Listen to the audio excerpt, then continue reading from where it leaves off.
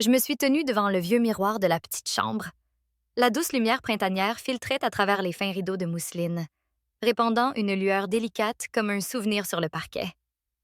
Aujourd'hui était un jour particulier, le jour du mariage de mon petit-fils. Mon fils, Julien. Mon cœur battait un peu plus vite, non pas de nervosité, mais d'une joie mêlée d'anticipation. Cet appartement loué, avec ses murs décolorés et son odeur de bois ancien, était mon foyer depuis 12 ans. Il était modeste, mais c'était là que j'avais nourri les rêves de Julien. Et aujourd'hui, je voulais être témoin du moment le plus heureux de sa vie. J'ai ouvert l'armoire. La robe bleu marine, soigneusement suspendue la semaine précédente, était là, parfaitement repassée. J'avais hésité entre plusieurs couleurs. Le blanc était trop éclatant, le noir trop austère. Mais le bleu marine était parfait.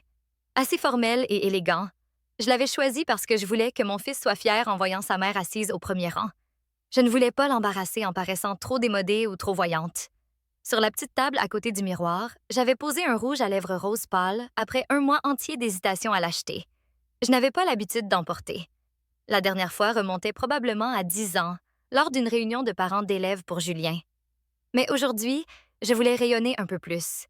Chaque mouvement était lent, soigneux, comme si je construisais une image parfaite pour le moment où je serais assise au premier rang, regardant Julien faire un pas vers sa nouvelle vie. J'imaginais son regard lorsqu'il me verrait.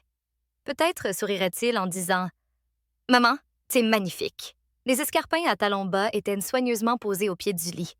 Je les avais nettoyés à fond la veille, m'assurant qu'aucune éraflure ne vienne ternir leur élégance.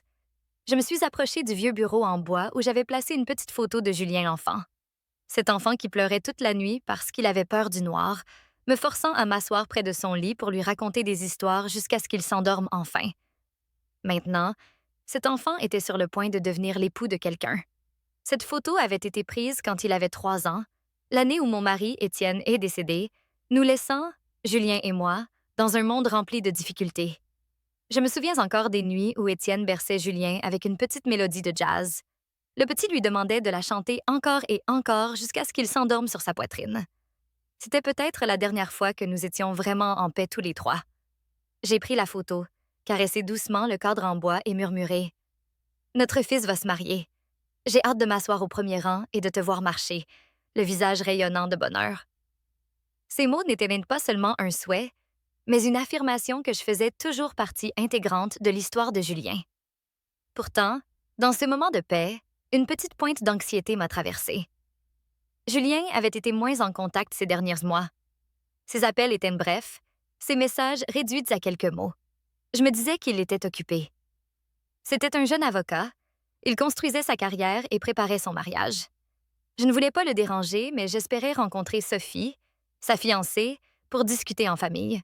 Quelques semaines plus tôt, je l'avais appelé pour lui demander « Puis-je rencontrer Sophie avant le mariage, mon fils? » Sa voix au téléphone semblait mal à l'aise. « Plus tard, maman.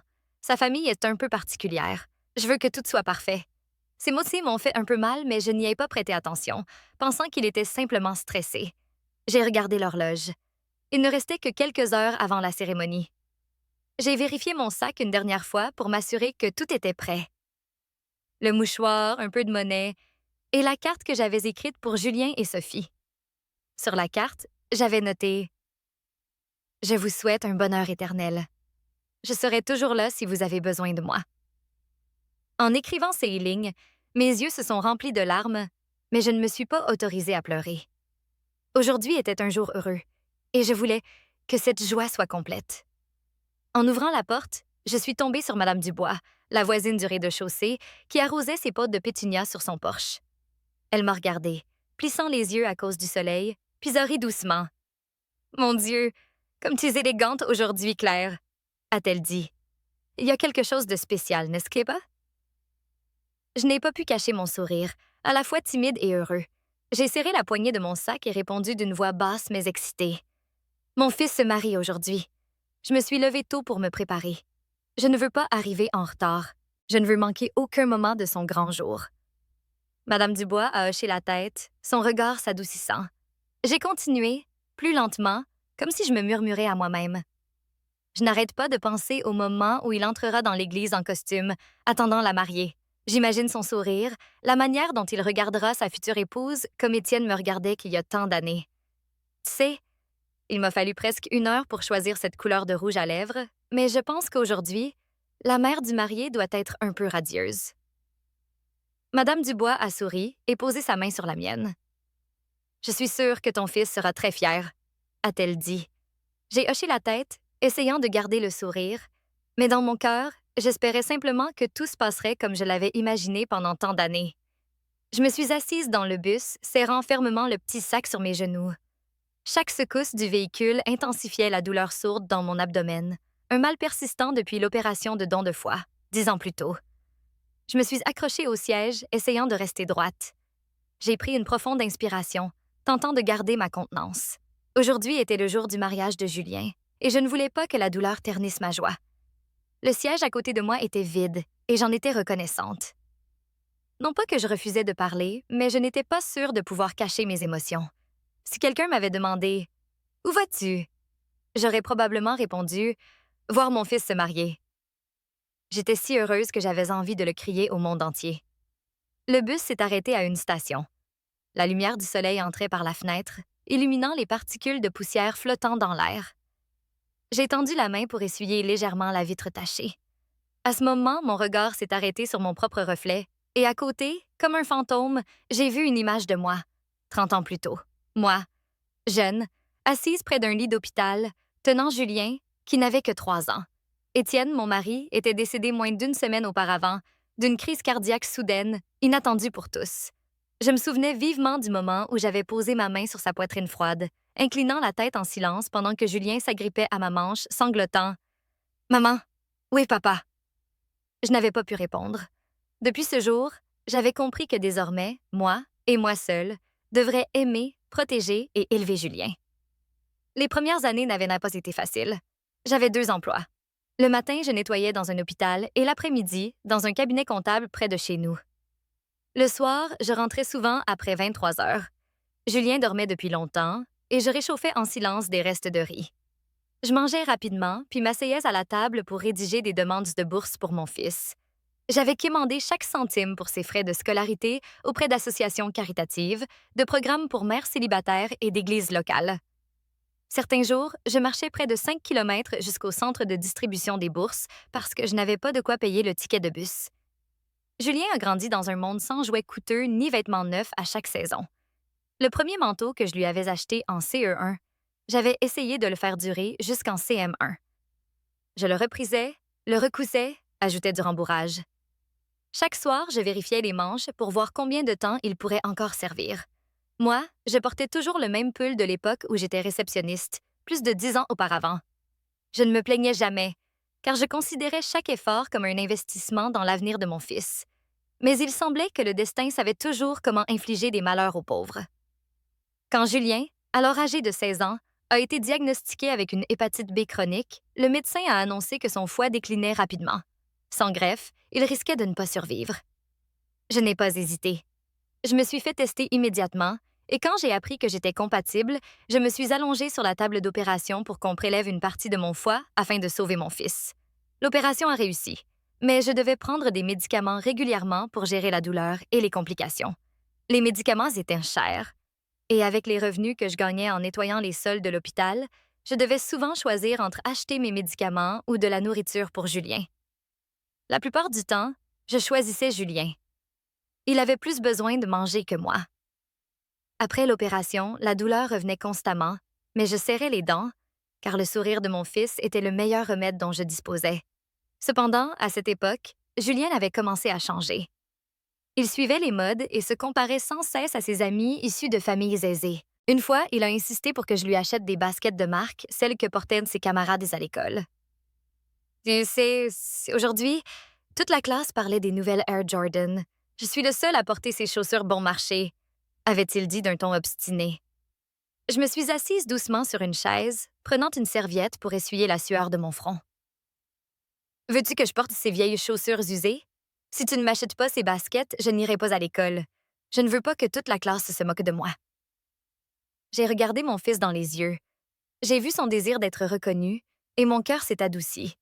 J'ai pris des heures supplémentaires la nuit, Accepter des travaux de blanchisserie pour une famille voisine, juste pour réunir assez d'argent pour acheter ses baskets.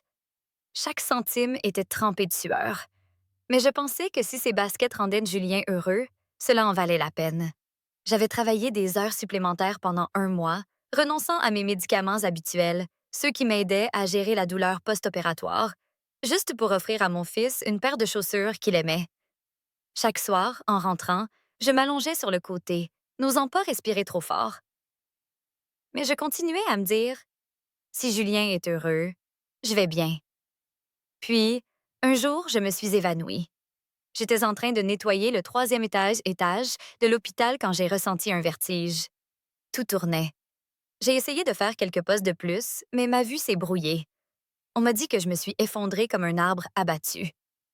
Je me suis réveillée aux urgences, fixant le plafond familier. La première personne que j'ai appelée était Julien. Je tremblais en tenant le téléphone. Après 3 sonneries, il a répondu, avec du bruit en fond, indiquant qu'il était dans un endroit animé. Maman, qu'est-ce qu'il y a? Ai-je dit doucement, essayant de contenir la douleur dans ma poitrine. Je suis à l'hôpital. Peux-tu venir? Il y a eu une pause, puis une réponse sèche. Si tu peux encore m'appeler, c'est que tu vas probablement bien. Il y a des médecins là-bas, non? Je suis occupée. Je savais qu'il était à l'anniversaire d'un ami, car j'ai vu les photos sur les réseaux sociaux plus tard. Je savais que les rires savants que j'entendais à l'autre bout du fil n'étaient pas pour moi. C'était le son d'une vie dont je ne faisais plus partie. Puis est arrivée l'année de son diplôme. Je pensais que tous mes efforts avaient emporté leurs fruits. Mais Julien s'est retrouvé impliqué dans un procès. Un associé l'a accusé d'avoir violé un contrat dans une affaire qui a duré des mois. S'il perdait, il risquait de perdre sa licence d'avocat et d'accumuler une dette de centaines de milliers d'euros. Je n'avais pas le choix. J'ai vendu la seule maison que nous possédions, celle où Étienne et moi avions vécu, où nous avions célébré le premier anniversaire de Julien, où un rosier poussait derrière le porche. Je me souviens encore d'être restée debout devant la table du notaire, la main tremblante en tenant le stylo pour signer les documents de vente. L'agent immobilier m'a demandé si j'étais sûre. J'ai simplement hoché la tête, car si je ne le faisais pas, mon fils perdrait tout. Après cela, j'ai loué un petit appartement, celui où je vis encore aujourd'hui. Chaque mois, je vivais frugalement, économisant sur l'électricité, n'osant jamais acheter de la nourriture à l'extérieur. Quand Julien a obtenu son diplôme, j'espérais, ne serait-ce qu'une fois, qu'il se souvienne de tout. Je lui ai donné ma bague de mariage et celle d'Étienne, les derniers vestiges de ma jeunesse, le seul souvenir que je conservais. Je lui ai dit, je les ai gardées toutes ces années, pas parce qu'elles ont de la valeur, mais parce qu'elles représentent l'amour que j'avais pour ton père. Si tu en as besoin, garde-les. Depuis que Julien a commencé à exercer comme avocat, son emploi du temps est devenu incroyablement chargé. Souvent, je ne recevais qu'un message sec. Occupé. Je t'appellerai plus tard. Mais ces appels arrivaient rarement. Je me consolais en me disant qu'il construisait sa carrière, travaillant dur comme avocat. Qui ne serait pas occupé? Il disait souvent « Ne t'inquiète pas, maman.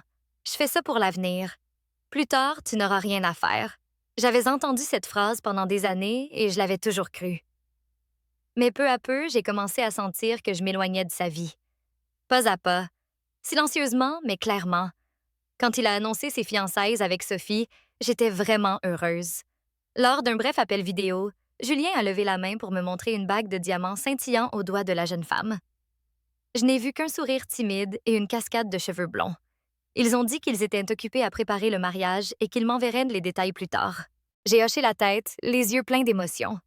Après cela, j'ai appelé Julien de ma propre initiative.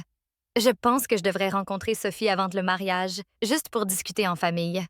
Après tout, je vais être sa belle-mère. J'ai entendu Julien soupirer à l'autre bout de la ligne, suivi d'une voix hésitante, très différente de celle du fils qui m'enlaçait autrefois au milieu de la cour de l'école le jour de la remise des diplômes. « Maman, ne mette pas la pression à Sophie.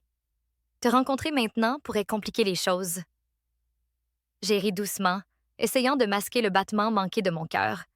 Je veux juste mieux connaître la personne qui partagera ta vie pour toujours. Mais si ça te gêne, je ne vais pas insister. Julien n'a pas répondu. J'ai seulement entendu un faible « Puis l'appel s'est terminé avec un bip prolongé qui m'a fait mal à l'oreille, comme si quelqu'un avait claqué une porte. J'ai posé le téléphone sur la table, mes doigts encore sur l'écran, comme si je ne voulais pas lâcher prise. À ce moment-là, je voulais juste maintenir une petite connexion, même silencieuse, entre mon fils et moi. Il n'y avait aucun message, pas d'excuses, juste le silence. Un silence absolu. Je me suis levée et suis allée préparer une tasse de thé en silence.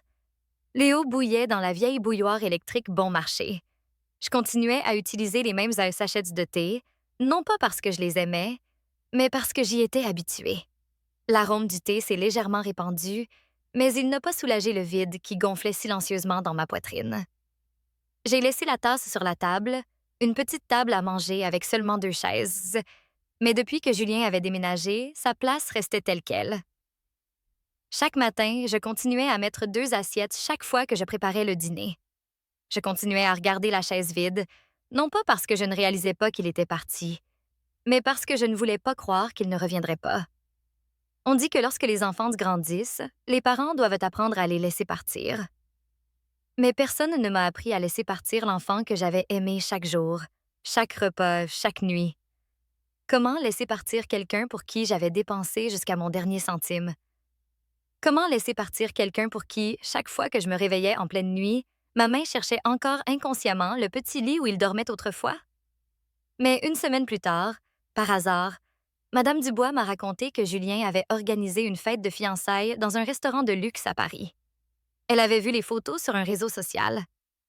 Julien en smoking noir, Sophie dans une robe de soie blanche immaculée, enlacée sous des lumières dorées.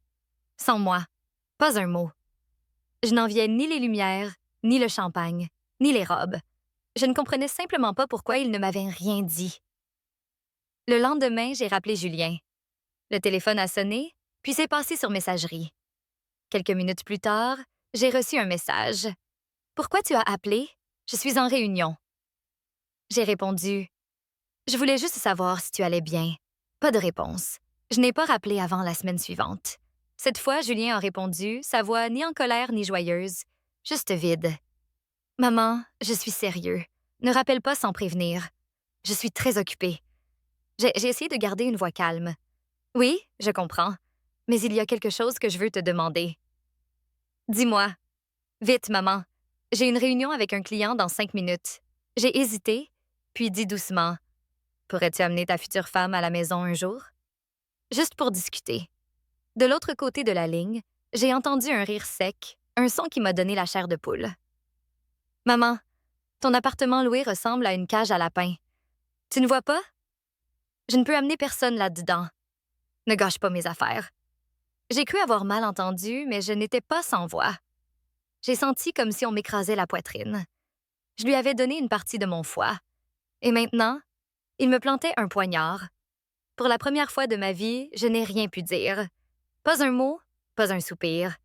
J'ai raccroché. À partir de ce moment, Julien n'a plus appelé. Les messages se résumaient à « OK »,« D'accord » ou simplement « Occupé ». Je me sentais comme une étrangère, une inconnue qui lui avait donné la vie, mais qui n'était plus autorisée à en faire partie. Le bus s'est arrêté.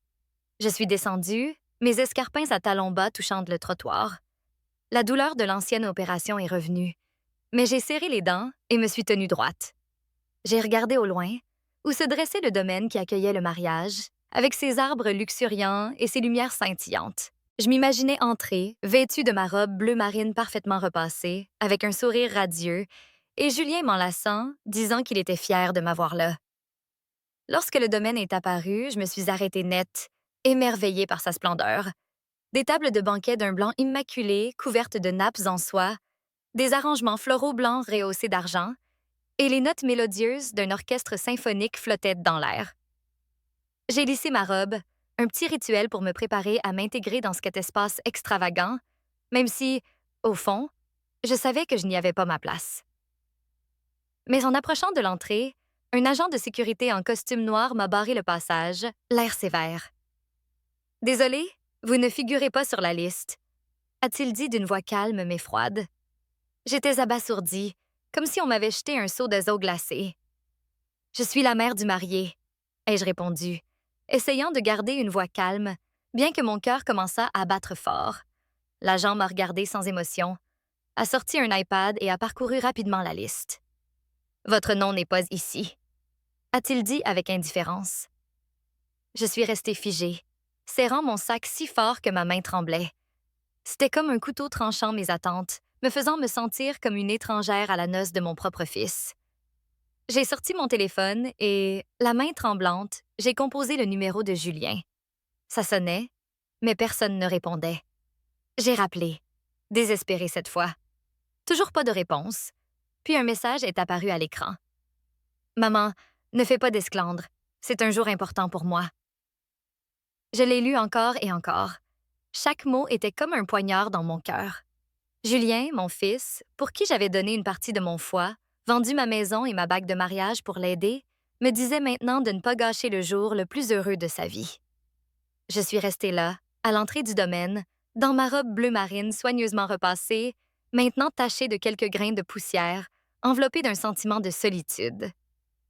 En lisant le message, j'ai réalisé la douloureuse vérité. Je n'étais pas la bienvenue. De loin, à travers la grille en fer, j'entendais les voix animées, les rires et la voix de Julien résonnante au micro. Je me suis approchée, essayant de regarder à travers la grille, et je l'ai vu sur la scène, en costume noir élégant, un sourire radieux sur le visage. Il prononçait un discours d'une voix douce, celle d'un avocat chevronné. Je veux remercier tout le monde d'être ici aujourd'hui, en particulier ma mère, qui m'a toujours soutenue de loin.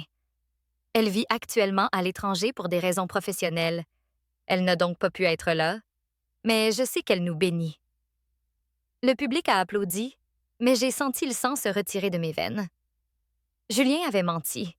J'étais là, à moins de 20 mètres de mon fils, mais il venait de déclarer à toute l'assemblée que je n'existais pas. Non seulement il m'avait rayé de la liste des invités, mais il m'avait effacé de son histoire, faisant de moi une mère vivante à l'étranger pour cacher la vérité sur le petit appartement loué et le vieux manteau que je portais depuis 10 ans. Je suis restée là, les yeux embués de larmes, mais je ne les ai pas laissés couler. À travers la grille, je voyais les invités dans leur tenue splendide, les verres de vin scintillant sous les lumières. Julien, mon fils, riait et parlait avec Sophie, sans se rendre compte que moi, la mère qui lui avait consacré toute sa vie, était dehors, bloquée comme une étrangère. J'ai fait face à la trahison flagrante de Julien, qui avait choisi l'image parfaite de la famille de sa femme plutôt que ma présence. À travers le feuillage vert bordant l'entrée du domaine Lac des Cygnes, j'entendais encore clairement la voix d'un homme résonner dans les haut-parleurs. Une voix profonde, confiante, celle de M. Lefebvre, le père de Sophie, la mariée, et, comme tous le reconnaissaient tacitement, la nouvelle mère de Julien. Permettez-moi d'accueillir chaleureusement notre merveilleux gendre, Julien Martin. Un homme fort, posé, et surtout, quelqu'un qui offrira à notre fille la vie de ses rêves. Les applaudissements ont retenti dans tout le domaine, uniformes et résonnants, comme le son d'un consensus parfaitement orchestré. J'entendais le tintement des assiettes contre les verres, les rires des gens, le choc des coupes de vin. Tout était parfait, sauf moi. Je me suis retirée silencieusement derrière un grand tronc d'arbre. De là, je pouvais voir le jardin décoré de plâtre blanc et de fleurs roses pastel. Je voyais Julien, debout, tenant la main de Sophie. Les lumières dorées brillaient dans ses cheveux. Il hochait légèrement la tête comme si le compliment était évident, quelque chose qu'il méritait. Monsieur Lefebvre a continué. Notre Sophie a toujours rêvé d'un compagnon aimant, d'un foyer chaleureux et d'une belle-mère merveilleuse. Aujourd'hui, elle a les trois. Je n'étais pas sûre de respirer encore. Une belle-mère merveilleuse, de qui parlait-il? À l'autre bout de la pelouse, j'ai vu une femme. Elle portait une robe couleur perle pâle, les cheveux relevés en un chignon haut, un collier de perles lié autour du cou. Elle se tenait près de Julien, comme si c'était elle qui l'avait élevé depuis sa naissance. Elle a posé la main sur son épaule et sourit avec tendresse pendant que tout le monde prenait des photos. Un photographe a levé son appareil. Très bien. La mère du marié et de la mariée souriait. Personne ne l'a corrigé. Personne ne s'est tourné vers moi. Personne ne m'a appelé. Je sentais mon corps s'engourdir, comme si le vent avait cessé de souffler autour de moi. Mon cœur, autrefois brisé pour mon fils, se contractait maintenant en silence dans ma poitrine. Cet homme qui venait d'appeler mon fils partie de notre estimée famille ne m'avait jamais vu passer des nuits entières à l'hôpital, tenant la main de Julien lors de ses fièvres. Il ne m'avait jamais vu vendre ma bague de mariage pour qu'il puisse ouvrir son premier cabinet. Il ne m'avait jamais vu soupirer devant mon ordonnance, puis la plier pour économiser l'argent afin d'acheter des baskets à mon fils, juste parce qu'il craignait les moqueries de ses amis. Moi, celle qui lavait ses chaussettes puis le solette à l'eau froide en hiver, je n'avais pas de siège à la cérémonie d'aujourd'hui. J'ai baissé les yeux sur mes mains, usées, rugueuses, marquées de taches brunes par le temps. J'ai caressé doucement mon annulaire, où reposait autrefois ma bague de mariage avec Étienne. Julien portait une nouvelle bague, mais il ne regardait plus dans ma direction. Je n'ai pas pleuré. Je ne pouvais pas. Il ne restait qu'une douleur sourde, longue, indescriptible. Je suis rentrée chez moi à la nuit tombée. Les réverbères semblaient flous dans la brume. En entrant dans la vieille maison, je n'ai pas allumé la lumière tout de suite. Je suis restée là, debout dans l'obscurité, le dos contre la porte que je venais de fermer, les oreilles encore résonnant de la musique, des applaudissements et de la voix de Julien appelant « Maman, une autre femme ». J'ai retiré mes escarpins à talons bas. Mes pieds étaient couverts d'ampoules vues à force de marcher. Je ne me suis pas changée ni n'ai préparé à dîner. Je me suis assise sur une chaise, fixant le sac devant moi, où se trouvait encore le cadeau que je n'avais pas donné aujourd'hui. Les factures. Et les contrats du mariage que Julien m'avait envoyés pour vérification. Je n'avais pas l'intention de les rouvrir, mais quelque chose m'y a poussé. Peut-être la dernière goutte de fierté dans mon cœur. Peut-être la douleur qui avait dépassé toutes les limites. J'ai allumé la lampe du bureau et sorti le dossier de mon sac. La première page était la facture du traiteur du restaurant au bord du lac. Le montant total s'élevait à près de 32 000 €. La personne qui avait payé était Claire Martin. Je me suis arrêtée net. Je me souvenais d'avoir signé un chèque de dépôt pour les organisateurs. Julien avait dit qu'ils avaient besoin d'une confirmation rapide pour réserver la date. À ce moment-là, je n'avais rien soupçonné. Je faisais confiance à mon fils. Je pensais qu'il me rembourserait. Mais en feuilletant les pages, j'ai vu 5 autres contrats à mon nom. Pour les fleurs de lavande, même pour la robe de la mère de Sophie, d'une valeur de 3 000 €. Je ne me souvenais pas d'avoir signé tout cela, mais la signature était la mienne, claire, griffonnée dans le coin de chaque page. J'ai ouvert mon compte bancaire sur mon téléphone. Mon cœur s'est accéléré en voyant les paiements par carte de crédit inhabituellement élevés des 2 derniers mois. Un paiement de 800 € au fournisseur de vin, 200 € à l'équipe d'éclairage et surtout 3 000 € transférés à une boutique de mode haut de gamme, Swan Bridal Couture. J'ai cliqué sur les détails de la transaction. Note: robe pour Monsieur Lefebvre. M signifiait Madeleine Lefebvre, la mère de Sophie. Je me suis redressée, la main tremblante, et j'ai rouvert les anciens courriels envoyés par Julien. Une série de messages désordonnés est apparue, puis j'ai vu un sujet. Transféré. Ne mettez pas son nom sur les documents. Je l'ai ouvert. À l'intérieur, un courriel entre Julien et un organisateur d'événements. Faites signer les contrats de base à ma mère. Elle ne lira pas les petits caractères. Nous utiliserons sa carte pour les paiements initiaux, mais ne laissez pas son nom apparaître publiquement. Sophie ne veut pas qu'une maman de province gâche l'image du mariage. Je l'ai relu. Puis encore une fois, elle ne lira pas les petits caractères. Sophie ne veut pas qu'une maman de province gâche l'image. Je me sentais comme dénudée, laissée à l'air libre dans un vent glacial. Pas parce que j'étais offensée, mais parce que j'avais été utilisée, puis jetée comme un outil financier. Toutes ces années de vie austère, à renoncer à mes médicaments, à découper des coupons pour garder un peu de dignité, s'étaient transformées en un soutien silencieux pour un rêve parfait dont on m'avait intentionnellement exclu. Je suis restée assise en silence pendant quelques minutes, sans pleurer, mais dans ma tête, tout était comme une tempête. Puis, je me suis levée. Lentement, j'ai ouvert l'armoire et sorti la vieille boîte de documents où je gardais les contrats, les reçus et les papiers de carte de crédit. J'ai cherché les numéros de compte et appelé chaque fournisseur de services portant mon nom. Bonjour, je suis Claire Martin. J'ai signé le contrat de traiteur pour le mariage au Lac des Cygnes. Je veux annuler la réception de ce soir. Motif: abus d'informations personnelles. C'est fin. La voix de l'employé a bégayé. Mais le mariage a eu lieu ce matin. La réception du soir n'a pas encore commencé. Selon la clause numéro 8, j'ai le droit d'annuler si l'utilisateur du service n'est pas la personne indiquée sur le contrat. Je veux confirmer l'annulation de tout. Vin, nourriture, services, son et éclairage. J'ai passé 4 appels similaires et en 2 heures, toutes les parties ont envoyé des courriels confirmant l'annulation des contrats, la résiliation des services et le remboursement des dépôts sur ma carte. Je me suis adossée à la chaise et j'ai respiré profondément. Personne ne savait ce que je venais de faire. Sans claquer de porte, sans confrontation, sans larmes, juste une mère poussée à bout, reprenant en silence ce qu'on lui avait volé. Le lendemain matin, je me suis réveillée à 6 heures précises. J'ai préparé du thé et ouvert mon ordinateur portable pour écrire. Pas pour supplier ni expliquer. J'ai écrit un court article, un peu plus de 600 mots, intitulé « Qui a vraiment payé ce mariage à 1 million d'euros ».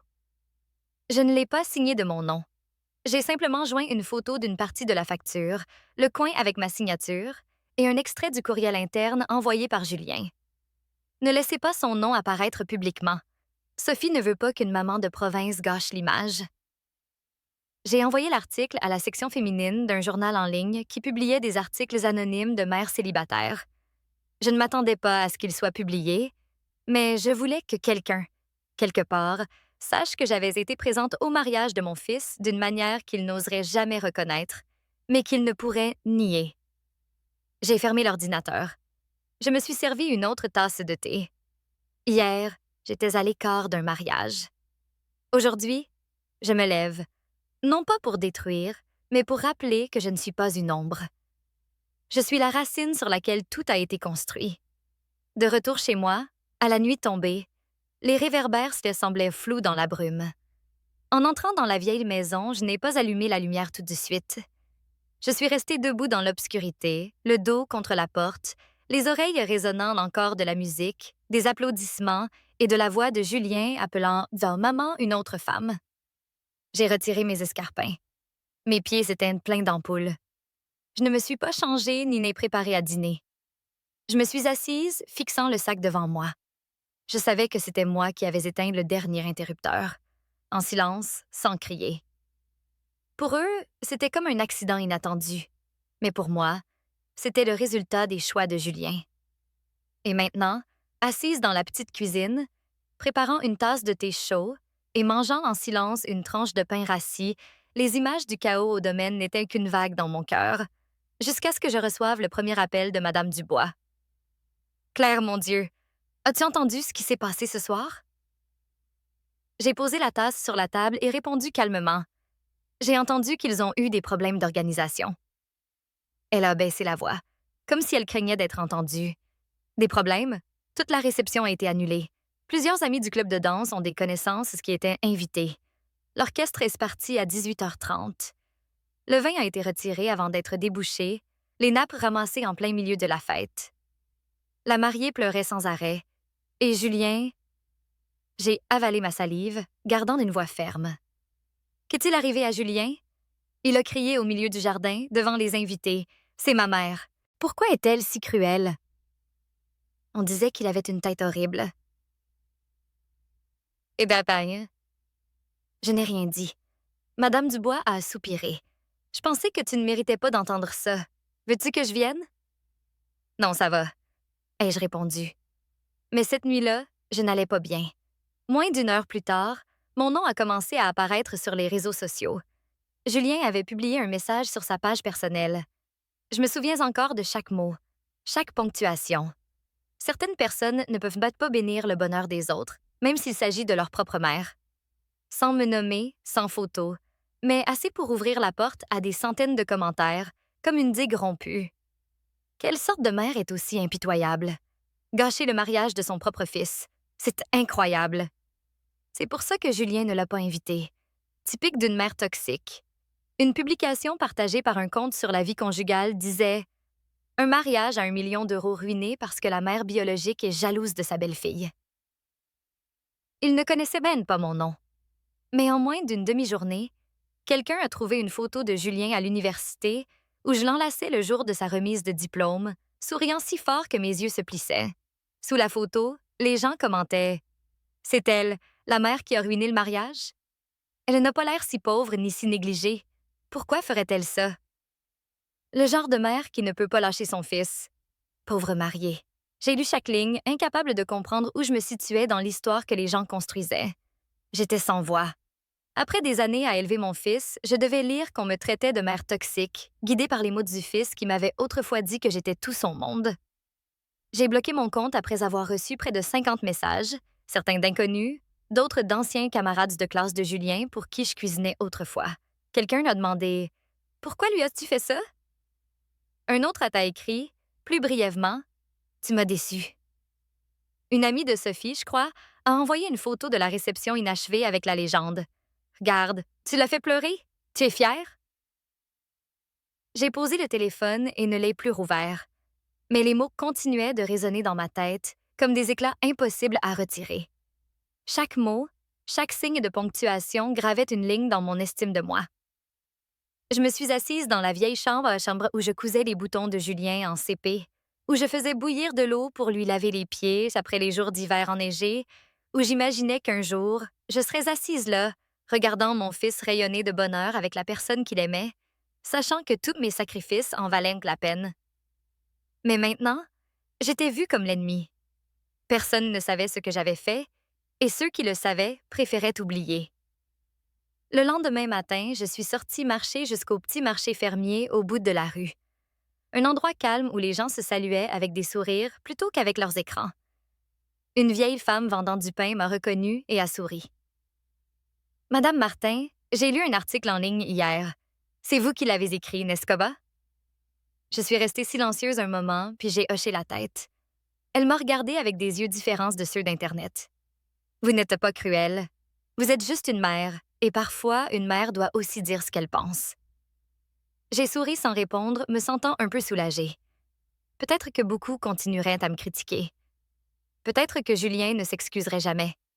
Peut-être que Sophie penserait toujours que j'étais une tâche sur son jour de mariage. J'ai commencé la première matinée après l'incident en ouvrant toutes les fenêtres. La lumière du soleil entrait doucement, comme la caresse d'un vieil ami. Je n'entendais plus la musique du mariage au loin, ni le bourdonnement des messages accusateurs. Juste une légère brise et le murmure des feuilles sur le porche. Un son auquel je n'avais jamais prêté attention, trop occupée à écouter chaque mot de mon fils. J'ai traversé la maison avec un grand sac poubelle. Aujourd'hui, j'allais nettoyer, non pas dépoussiérer, mais tout débarrasser de ce qui me retenait dans le passé. La chemise que Julien portait à sa remise de diplôme, que je gardais comme un trésor, était maintenant soigneusement pliée dans un sac pour le don. Quelques boîtes de cartes, des lettres manuscrites jamais envoyées, des vœux d'anniversaire, des excuses, même des phrases inachevées comme « Si tu as besoin de moi, je suis là ». J'ai tout rassemblé, mis dans une boîte et scellé. Je ne les ai ni brûlées ni déchirées. Elles faisaient une partie de moi, mais plus de mon présent. J'ai nettoyé le cadre accroché au mur, une photo de Julien et moi au parc quand il avait 6 ans. Je l'ai retiré et remplacé par une peinture que j'avais faite l'année précédente. Un lever de soleil sur une colline herbeuse, quelque chose que je n'avais jamais eu le temps d'accrocher, pensant toujours que cette maison était temporaire, attendant que Julien m'emmène dans un endroit meilleur. Maintenant, je savais. C'était chez moi. Le seul endroit où je n'avais pas à prétendre pour qui que ce soit. J'ai posé une tasse de thé sur la table, fraîchement préparée, encore chaud. L'arôme de l'amande s'est répandu doucement. Je me suis assise et j'ai ouvert mon ordinateur. Pas pour chercher des nouvelles de Julien ou suivre ses publications ou celles de Sophie. J'ai ouvert un nouvel onglet et tapé « Comment créer un blog personnel gratuit ». Je l'ai intitulé « La mère invisible ». Je n'avais pas besoin d'être célèbre. J'avais juste besoin de m'exprimer, car pendant trop d'années, j'étais restée trop silencieuse, j'avais trop reculé. Et si je pouvais encore écrire, je pouvais encore partager. Peut-être qu'une mère comme moi verrait qu'elle n'était pas seule. Mon premier article commençait ainsi. Je pensais que le sacrifice était l'amour. Mais il s'avère que si vous ne vous aimez pas, le sacrifice ne fait de vous qu'une ombre dans l'histoire de quelqu'un d'autre. J'ai écrit sur le mariage sans entrer dans les détails, sans rancune. J'ai raconté avoir élevé un fils avec tout mon amour, pensant que donner était suffisant. J'ai écrit sur l'après-midi où l'on m'a laissé à la porte du mariage, sur les yeux de Julien qui ne regardait pas dans ma direction, sur la robe bleu marine tachée de poussière et le cadeau non donné. Et j'ai conclu par « Je n'attends plus personne.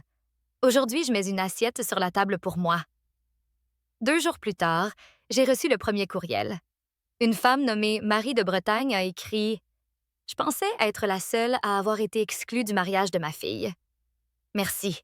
Votre article m'a montré que j'ai encore de la valeur. » Puis une deuxième personne, une mère de Marseille. Une enseignante retraitée de Lyon. Des femmes y sans rien en commun trouvèrent de l'empathie à travers les mots d'une mère ordinaire. Mon blog n'a pas attiré des centaines de milliers de visites, mais il a atteint ceux qui en avaient manque besoin, et c'était assez. J'ai utilisé mes quelques économies, celles que Julien ne connaissait pas, pour acheter de nouveaux ustensiles de cuisine. Une petite cocotte en fonte, un ensemble de couteaux à motifs de canard, un petit four dont j'avais rêvé mais toujours repoussé, pensant que c'était inutile.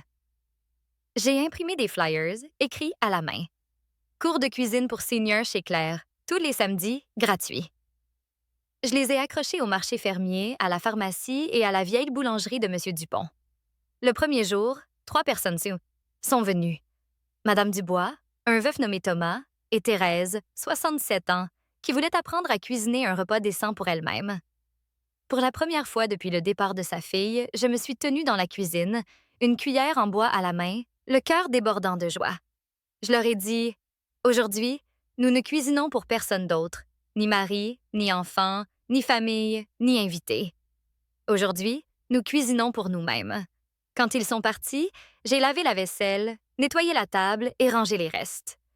La cuisine sentait le pain grillé et les carottes au beurre.